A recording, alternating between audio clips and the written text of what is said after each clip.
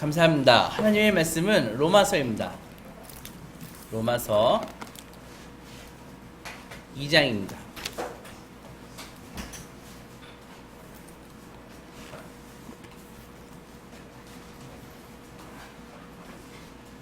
로마서 2장 12절에서부터 16절.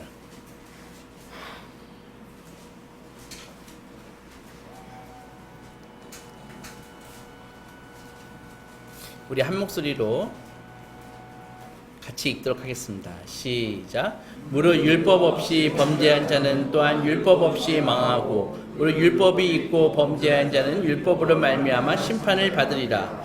하나님 앞에서는 율법을 듣는 자가 의인이 아니요 오직 율법을 행하는 자라야 의롭다 하심을 얻으리니 율법 없는 이방인이 본성으로 율법의 일을 행할 때에는 이 사람은 율법이 없어도 자기가 자기에게 율법이 되나니 이런 이들은 그 양심이 증거가 되어 그 생각들이 서로 고발하며 혹은 변명하여 그 마음에 새긴 율법의 행위를 나타내느니라. 곧 나의 복음에 이른 바와 같이 하나님이 예수 그리스도로 말미암아 사람들의 은밀한 것을 심판하시는 그날이라.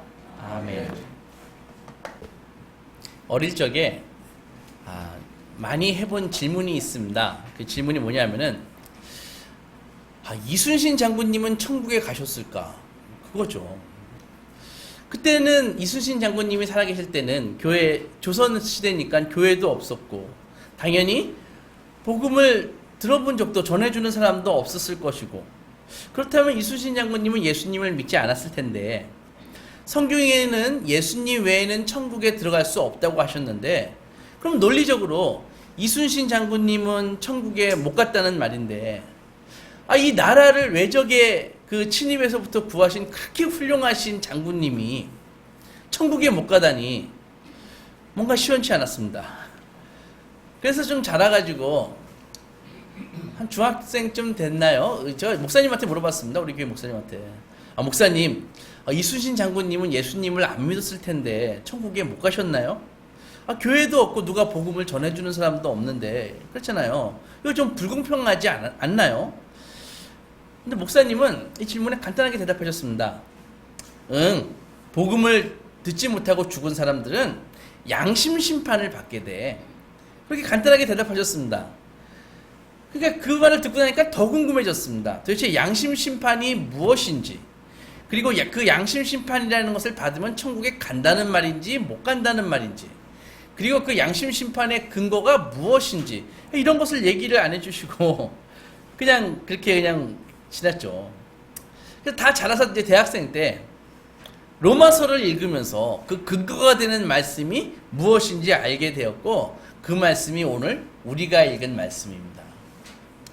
창세기 2장에서는 하나님이 이 흙으로, 땅의 흙으로 사람을 지으셨고 생기를 불어넣으셨다고 하셨거든요. 그래서 하나님과 인간은 생기를 불어넣음을 받음으로써 하나님과 커뮤니케이션 할 수 있는, 교통할 수 있는 그런 생명이 된 거라고요. 어쩌면 사람과 사람이 아닌 그것의 차이는 아마도 하나님의 생기가 있는가 없는가의 차이가 바로 그것일 거라고 저는 생각을 합니다. 그래서 사람을 지으시기 전에 동식물을 지으셨는데 사람이 아닌 그 어떤 존재에게도 하나님은 생기를 불어넣지 않았습니다. 사람하고 비슷한 원숭이나 침팬지나 사자나 호랑이, 그리고 저 들에 핀 꽃 같은 거, 백합밭에도 어떤 존재한테도 하나님은 생기를 불어넣지 않으셨습니다. 오직 인간에게만 생기를 불어넣으시고 생명으로 만드셨다고요. 그 하나님의 생기라는 게 무엇일까? 이렇게 생각을 해보면 잘 모르지만 그것은 아마도 인간이 동물들과 구별되는, 그래서 그 인간이 인간으로서 결정되는 그 하나님과 관련된 그 무엇일 것 같다고요. 그래서 왜냐하면 생기가 하나님에게서 나왔기 때문에 하나님과 관련된 그 무엇일 거란 말입니다. 하나님은 이스라엘 백성에게 율법을 주셨습니다. 그래서 그 율법을 힘써 지킬 것을 이스라엘 백성들에게 당부하셨죠. 근데 오늘 본문에 보면은 율법을 받지 못한 이방인에게도 뭔가 주셨다고 얘기를 하는데, 율법과 같은 것을 주셨다고 얘기하는데 바로 그것이 양심입니다. 그래서 그 양심이 증거가 되어서 서로 고발하고 변명하고 율법의 역할을 행한다고 그렇게 얘기하고 있습니다. 양심의 존재는요, 생각해보면 인간에게만 존재하는데 그것은 하나님이 계신다는 것을 알려주는 그런 계시와도 같은 것입니다. 그래서 그것은 하나님이 인간에게만 준 도덕법칙과 같은 거라고요. 그래서 우리는 그것을 생각하면서 이것을 잘 생각해보면은 하나님이 계심을 알 수 있지 않을까? 그런 생각을 해볼 수 있는 것이죠.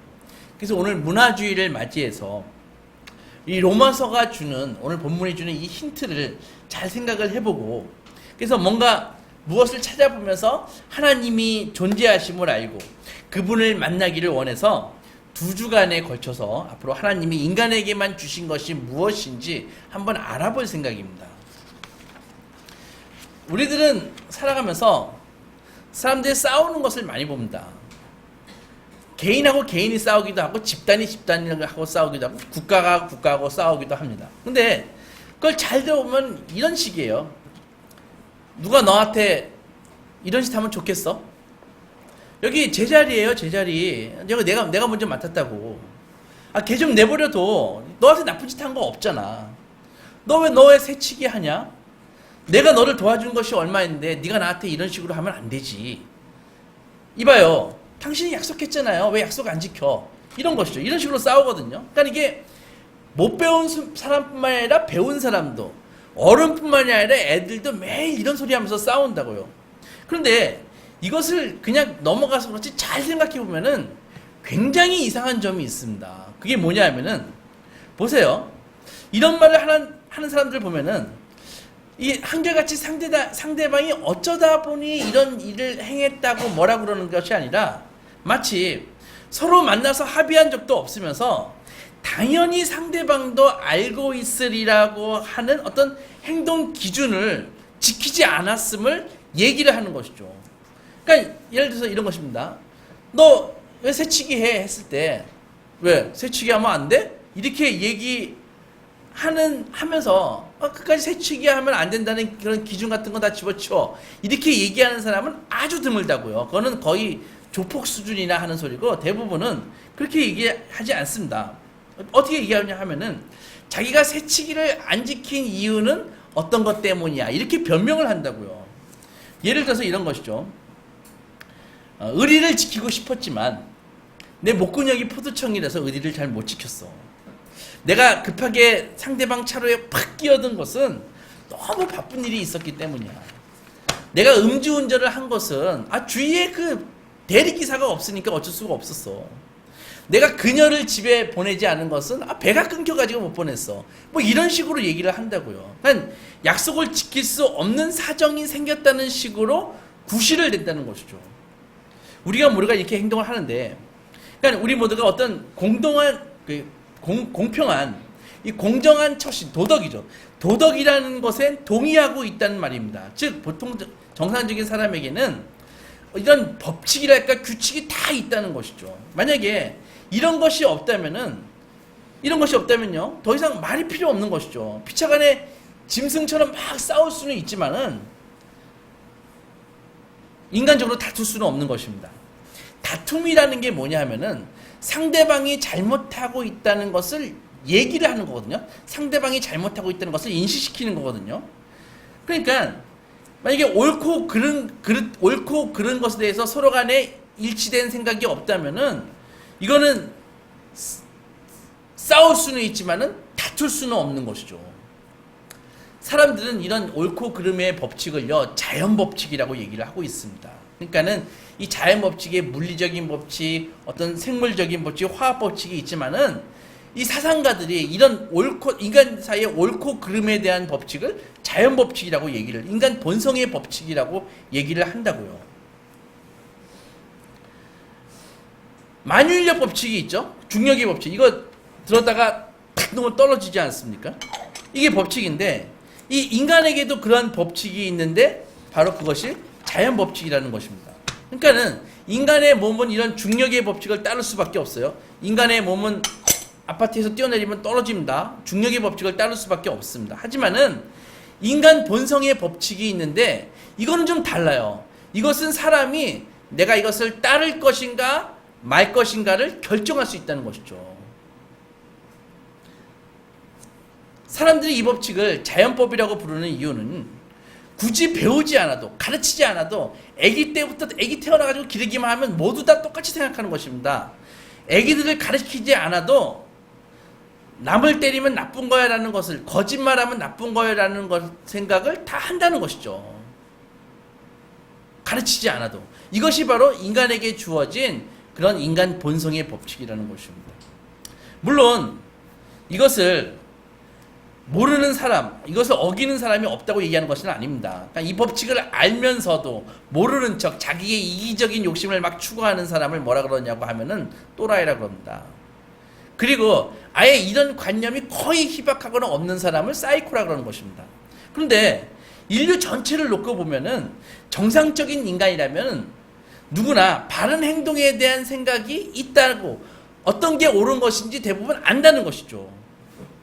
요즘 일본이 전쟁 때 저지른 죄를 반성하지 않고 수출 규제를 일방적으로 했기 때문에 우리나라와 다툼이 많이 있습니다. 일본이 생각해 보세요. 일본이 임진왜란 때처럼 우리를 침공한 것도 아닌데 왜 우리는 불매운동을 벌이고 반발하죠? 얘기해서 자기가 자기 물건 안 팔겠다는데 뭐가 잘못된 것이죠? 이렇게 생각할 수 있지만은 사실은 그렇지 않다는 것이죠. 많은 사람들이 일본에 대항해서 불매운동을 펼치고 여행을 가지 않고 있는데 그것은 우리가 일본이 무언가 잘못하고 있다고 생각하기 때문입니다. 그런데 일본이요, 만약에 내심으로 자기도 무엇이 옳고 그른지 알고 있고 마땅히 그렇게 살아야 한다는 생각이 없다면은 이것은 의미 없는 일이라는 거죠. 우리가 다투는 것은 의미 없다는 것이죠. 그들과 싸울 수는 있어요. 하지만 너희가 잘못했다라고 얘기할 수는 없는 것입니다. 만약에 그런 생각이 없다면은. 그런데 이런 것들보다 더 중요한 게 한 가지가 있는데, 이 옳고 그른 게 진짜 있다고 다들 생각하고 있는데 이런 것이 없다고 믿는 사람들조차 그것에 반대되는 행동을 한다는 것입니다. 예를 들어서 자기는 남에게 약속을 막 마음대로 어겨요. 자기는 남에게. 그런데 남이 자기한테 약속을 어기면은 자기가 약속을 어긴다고 아무 감정이 없을까요? 아니에요. 오히려 더 길게 난리 뛴다고요. 너 왜 약속 안 지켜 하면서. 자기는 약속을 안 지켜도. 그래서 따라서 우리는 옳고 그름의 존재를 부정할 수 없다는 것이죠.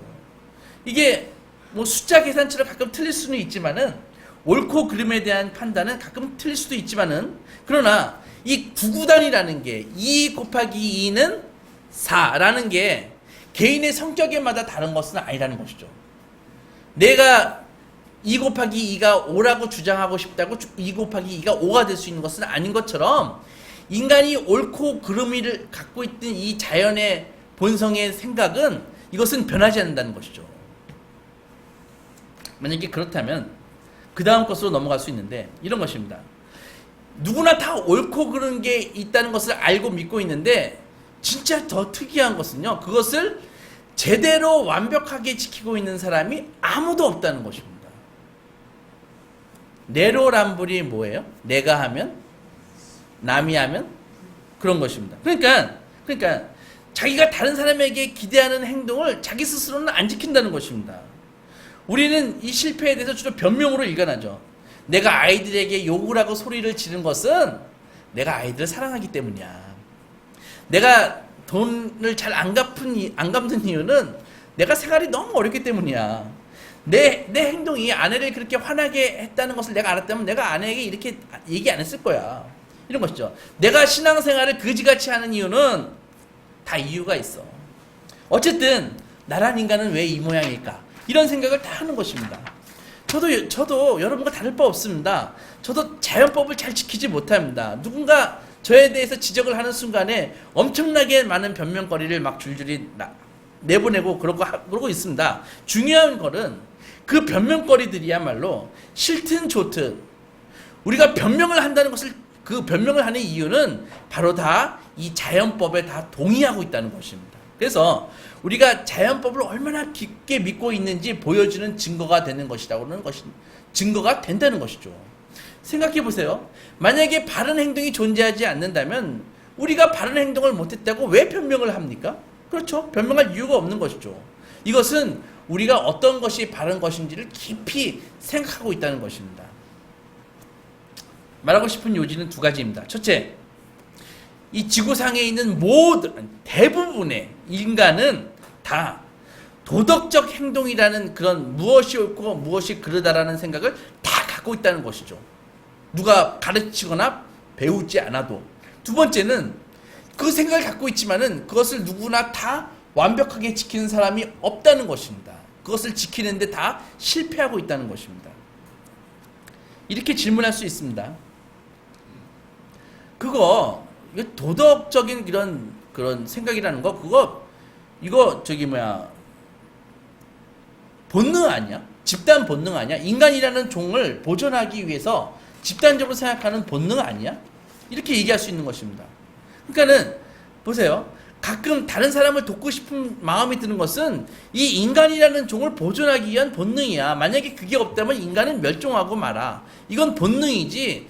여러분 목사님이 얘기하듯이 그런 어떤 법칙이나 인간 본연의 하나님이 주신 그런 법칙이 아니야. 이렇게 얘기할 수 있어요. 하지만은 그런 게 아닙니다. 생각해 보세요. 여기 본능이 두 개가 있는데 어떤 본능을 사용할 것인가를 명령하는 것은 그건 본능이 아닌 것입니다. 말이 어렵죠. 이런 것입니다. 저기 피아노가 있습니다. 피아노에 도도 있고 솔도 있는데 도를 누르면 도 소리가 나고 솔을 누르면 솔이 나는데 어떤 것을 눌러라라고 명령하는 것은 건반이 아니라는 것이죠. 그거는 악보라는 것이죠. 마찬가지로 그 도덕이라는 것도 인간의 본능이 여러 가지가 있는데 그 본능에게 명령을 내리는 것이 바로 인간 본성의 그런 도덕이라는 것입니다. 이해가 가시나요? 예. 우리 다혜가 너무 똑똑해요. 그런 것입니다. 그러니까는 피아노 키가 있는데 피아노 키가 솔이 도 보고 야 도보다 솔을 더 크게 쳐 이렇게 얘기할 수는 없다는 것이죠. 그러니까는 본능이 있지만은 그 도덕이 본능이 아닌 이유는 어떤 본능을 사용할지는 바로 도덕이 명령한다는 것입니다. 사람의 본능은 여러 가지가 있습니다. 애국심도 있습니다. 그죠? 그리고 성적인 본능도 있고 먹으려는 본능도 있고 잠을 자려는 본능도 있습니다. 본능은 기본적으로 어떤 것이 좋고 어떤 것이 나쁜 게 그런 게 있는 것은 아닙니다. 다만 그 본능에 대해서 명령하는 것은 바로 도덕이라는 것이죠. 그래서 이런 하나님이 주신 이 마음이 본능이 아니라는 것입니다. 만약에 이것이 본능이라면은 인간의 본능 중에 가장 센 본능이 있어야 되는 것입니다. 왜냐하면은 서로 싸워가지고 이기는 것이 나타나는 것이기 때문에. 그런데 그게 아닙니다. 생각해 보세요. 여기 물에 빠진 사람이 있습니다. 그런데 그를 구하기에는 내가 수영 실력이 부족합니다. 그래서 내 안전을 먼저 생각하지만은 그래서 그를 안 구했을지라도 내 마음속에 어딘가에서는 그를 구했어야 되는데 이런 생각이 든다는 것이죠. 그래서 그거는 바로 하나님이 주신 그 양심의 법에서 명령한 것이지 그게 본능은 아니라는 것입니다. 생각해 보세요. 나라마다 시대마다 이런 도덕관들이 막 달라요. 예를 들어 가지고 2차 세계대전 때 독일을 지배했던 나치의 도덕관은 아주 못하게 우리가 생각하고 있습니다. 그죠?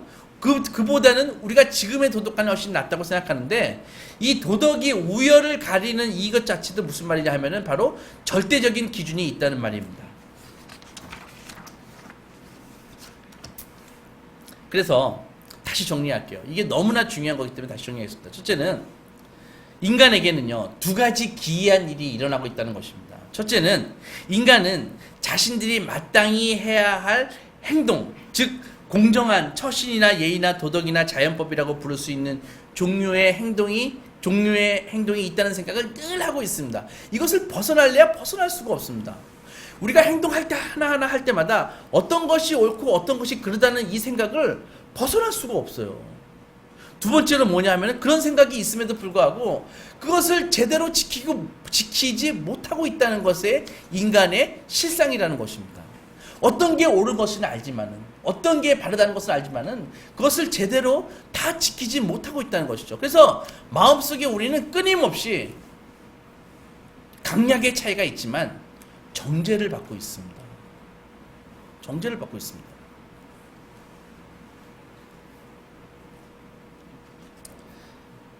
보세요. 이것은요, 놓으면 떨어지지 않습니까? 그러면은 이것이 올라가면은 놓으면 떨어져야 돼, 요만큼 됐으면 떨어져야 돼라고 생각해가지고 떨어지는 것은 아니죠. 그냥 떨어지는 것입니다. 이게 물리적인 법칙이기 때문에 그냥 떨어지는 것입니다. 근데 인간은 아니에요. 인간은요, 어떤 것이 옳고 그러다는 것을 알지만은 그대로 행동하지 않는다는 것이죠. 그러니까는 그대로 행동하는 것이 우리의 법칙이 아닙니다. 그대로 행동하지만은 그대로 행동하면 안 된다는 것이 또 하나 또 있다는 것이죠. 그게 사람의 이 도덕 법칙의 이 특별한 점입니다. 전자나 원자처럼 그냥 방정식으로 계산할 수 있듯이 어떻게 움직이는 거야 이렇게 생각하는 것이 아니라 인간은 행동하지만 이 행동이 잘못되고 있다는 것을 또 다른 그런 법이 있다는 것이죠. 그러니까 이것이 너무나 신기한 것입니다. 중학교 때 저희 어떤 과목을 가르치는 선생님이 그랬습니다. 정색을 하고 자기는 여태까지 거짓말을 한 적이 한 번도 없다고 얘기합니다. 그렇게 얘기했습니다. 그래서 그 소리를 듣고 전부 깜짝 놀랐습니다. 너무나 정색하고 그렇게 얘기하기 때문에 자기는 거짓말을 한 적이 한 번도 없다고 얘기했습니다. 그 말이 거짓말 아닐까요, 혹시? 성경은 이렇게 얘기합니다. 오늘 로마서 3장에서 뭐라고 얘기합니까? 다 알듯이 모든 사람이 죄를 범하였음에 하나님의 영광에 이르지 못한다. 그죠? 요한일서의 1장에 뭐라고 나와 있습니까? 우리가 범죄하지 아니하였다 하면 하나님을 거짓말하는 자로 만드는 것이니 또한 그의 말씀이 우리 속에 있지 아니하니라 라고 했습니다. 그러니까는 중력 법칙이 말하는 것은 어떤 거든지 위로 던지면 아래로 떨어진다는 것입니다. 그러나 인간의 본성이 말하는 바는 어떤 인간이든지 마땅히 해야 할 일이 있지만 그렇게 하고 있지 못하다는 것을 얘기해주고 있다는 것이죠. 그래서 인간의 문제를 다룰 때에는 어떤 이런 현실의 이 사실의 문제를 넘어서 뭔가가 끼어들고 있습니다. 그래서 인간은 실제로 어떻게 행동하는가 하고 다르게 어떻게 행동해야만 하는가, 이 두 가지가 있다는 것이죠.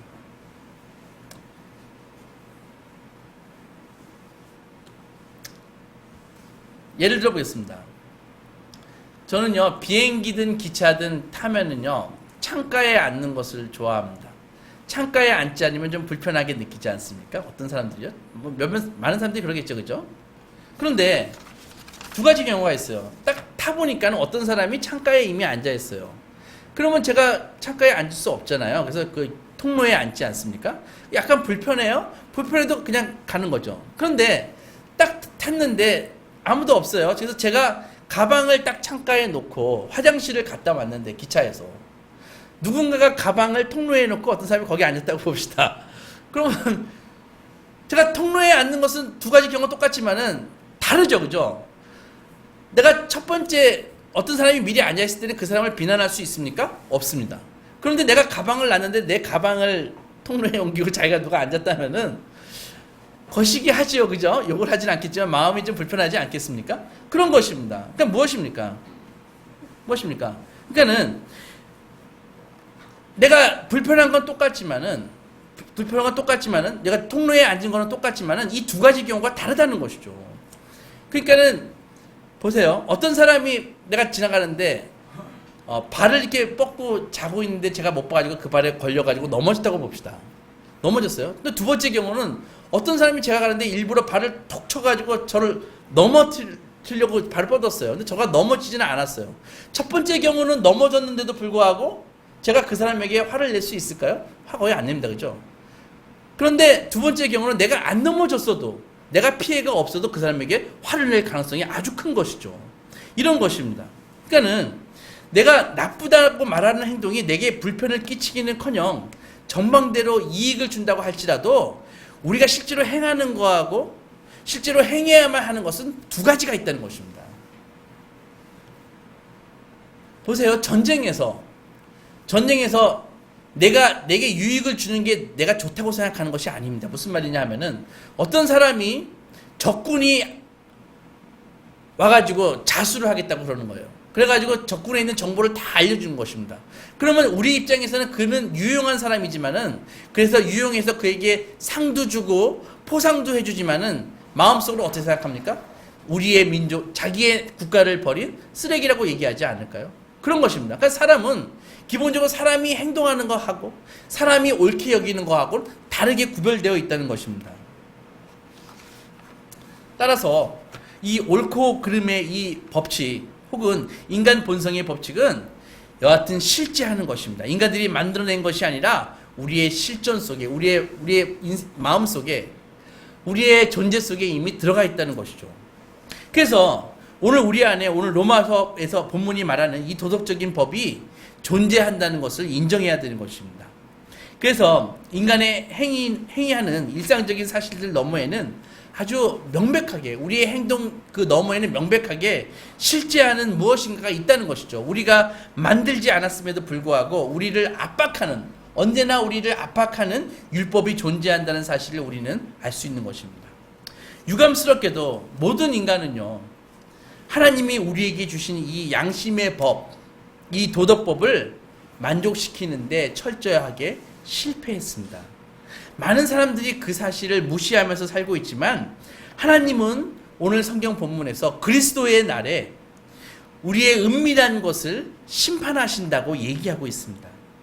사람들은요, 그들에게 일단 행복을 얘기하고 내세를 보장하는 종교를 원하지만은 그것은 절대로 출발이 될 수 없습니다. 출발은 하나님의 법이 우리 안에 존재하는데 그 법에 대해서 우리가 철저하게 실패하고 있다는 것을 얘기해 주는, 그것이 바로 진리인 것입니다. 그것을 받아들이는 것에서부터 기독교는 출발하는 것입니다. 사랑하는 소망교회 성도 여러분, 오늘은 1차적으로 하나님이 우리에게, 인간에게만 심어놓은 도덕의 법칙에 대해서 오늘 잠깐 말씀을 드렸습니다. 오늘 본문에서 모든 인간들이 그리스도의 날에 은밀한 죄에 대한 심판이 예비되어 있는데, 말씀에 의하면요, 그 심판은 율법을 받은 사람은 율법으로 심판을 받는다고 되어 있습니다. 그리고 율법을 받지 못한 사람들에게는 율법이 아닌 그 양심의 법, 도덕법으로 심판을 받는다고 되어 있습니다. 한 사람도 예외 없이 우리 인간은요, 모든 인간은 지금 기소 대기 중에 있습니다. 말이 어렵죠? 지금 누군가가 우리를 재판정에 세우려고 지금 다 계획을 짜고 있다는 것입니다. 우리의 잘못한 것의 증거를 찾기 위해서 압수수색이 필요 없습니다. 이미 우리가 한 모든 잘못은요, 우리가 범한 모든 죄악은 하늘나라의 서버에 8K 동영상으로 다 기록되어 있습니다. 그리고 율법이든 도덕법이든 어느 법을 적용받든지 인간에게 둘 다 소망이 없다고 성경은 아주 분명하게 얘기하고 있습니다. 그러나 오늘 성경의 말씀은, 로마서는 우리에게 한 가지 가능성을 알려주고 있습니다. 그것이 뭐냐면은 바로 그 심판의 날에 예수 그리스도께서 재판장이시라는 것입니다. 예수 그리스도께서. 그래서 예수님께서 하나님으로부터 전권을 다 받으셔서 재판관이 되셔서 재판하신다는 것이죠. 그렇기에 그리스도와 한 몸을 이룬 성도는 바로 소망이 있는 것입니다. 로마서 8장에서요. 그러므로 예수 안에 있는 자에게는 결코 정죄함이 없나니 나와 있지 않습니까? 다른 말로 예수 안에 있는 자에게는 기소당하지 않을 것이다. 기소당하는 일이 없을 것이다 라고 얘기하고 있는 것입니다. 두 번째로 그리스도 예수 안에 있는 생명의 성령의 법이 죄와 사망의 법에서 너를 해방시켰다라고 되어 있습니다. 무슨 말입니까? 이제 그 예수 안에 있는 사람은 율법의 적용을 받지 않습니다. 양심법의 자연법칙의 적용을 받지 않습니다. 오직 생명의 성령의 법에 적용을 받는다는 것이죠. 예수 안에 있는 사람에게. 잊지 마십시오. 인간은 율법의 심판도 양심의 심판에서도 절대로 소망을 가질 수 있는 것이 아닙니다. 오직 예수 안에 있는 생명의 성령의 법을 적용받을 때에만 심판의 날에 소망이 있는 것입니다. 이 예수 안에 진실한 소망을 갖는 소망의 자녀들이 되시기 주님의 이름으로 축원합니다. 기도하겠습니다.